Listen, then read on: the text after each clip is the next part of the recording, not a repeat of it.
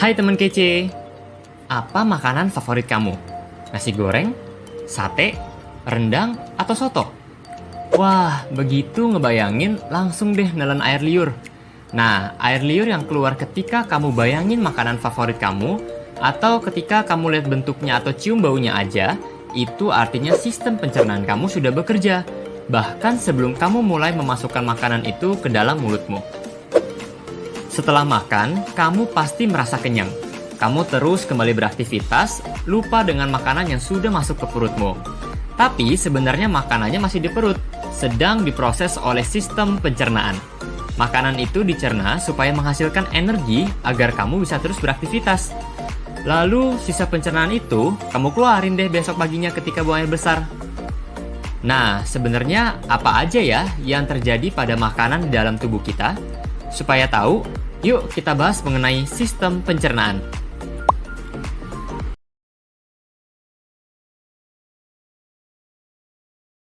Apa saja organ pencernaan? Organ pencernaan terlihat seperti saluran panjang dari mulut hingga anus. Kita bahas satu persatu ya. Pertama adalah rongga mulut. Di dalam rongga mulut ada gigi, lidah, dan ludah. Gigi berfungsi dalam pencernaan fisika, yaitu menghancurkan dan menghaluskan makanan. Gigi ada beberapa jenis, yaitu yang pertama, gigi seri untuk memotong makanan. Kedua, gigi taring untuk merobek makanan. Dan yang ketiga, gigi geraham untuk menggilas dan mengunyah makanan. Lidah berfungsi untuk mengatur letak makanan dan membantu menelan makanan. Lidah juga berfungsi sebagai indera pengecap. Karena itu, kalian bisa membedakan rasa manis, asam, asin, dan pahit dari makanan.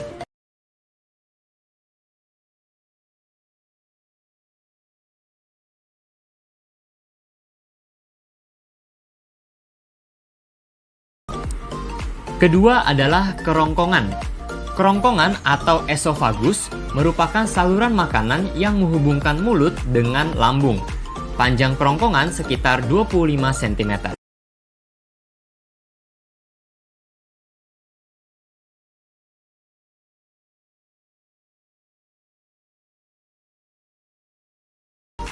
Ketiga adalah lambung. Lambung berbentuk seperti kantong yang terletak di dalam rongga perut agak ke sebelah kiri, tepat di bawah sekat diafragma. Dinding lambung akan mengeluarkan getah lambung yang mengandung asam klorida dan enzim.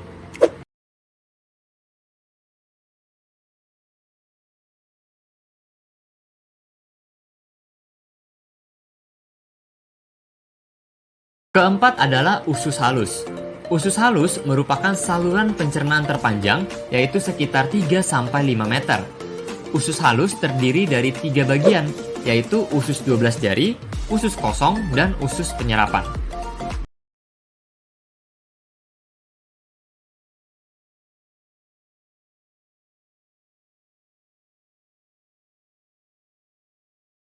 Besar.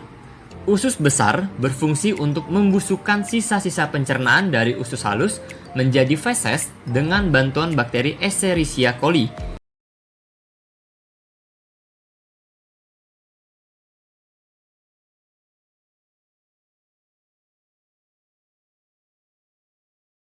Terakhir adalah anus. Anus berfungsi untuk mengeluarkan feses dari dalam tubuh.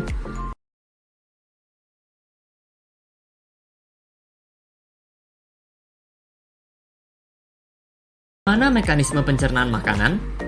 Nah, setelah tahu organ-organ yang berperan dalam pencernaan, sekarang yuk kita bahas mekanisme pencernaan makanan. Yang pertama, menelan. Makanan dihaluskan di dalam mulut dan ditelan ke dalam kerongkongan. Makanan hasil pencernaan di dalam mulut disebut dengan bolus. Yang kedua, masuk ke lambung. Bolus tadi didorong masuk ke dalam lambung akibat gerakan peristaltik atau gerakan meremas-remas dari otot dinding kerongkongan. Yang ketiga, di dalam lambung. Bolus diaduk-aduk dan dicerna secara kimiawi dengan bantuan enzim.